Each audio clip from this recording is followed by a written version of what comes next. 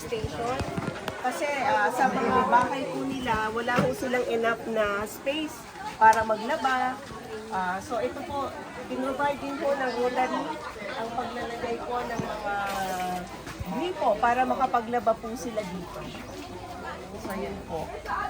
Bukod ho dun sa mga water distribution system, meron din po tayong inilagay na mga solar lamps papunta ho sa mga along the pathwalk, even po sa mga dwelling units po, may mga solar lamps po tayo nilagay dyan. Lahat po ng mga gripo, no, makikita po ninyo, pag nilibot niyo po yung buong community, bawat kalye po or alley, nalagyan po natin ng solar lamp at saka ng mga gripo.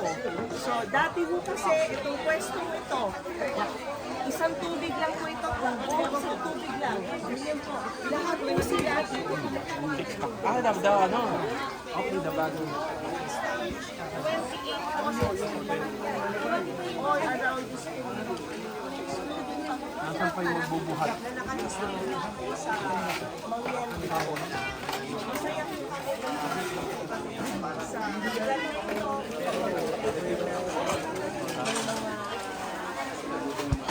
ganitong klaseng facilities sa mga unserved Filipinos tulad ng alam.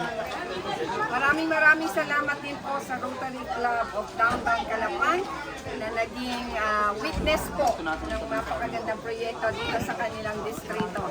At sana po ay magkaroon din po ng magandang relationship. Hi, sir. May I see also? Wow.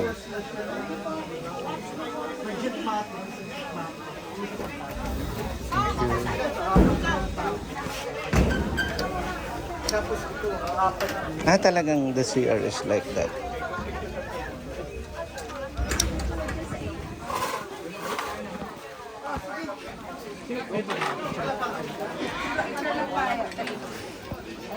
One, two, three.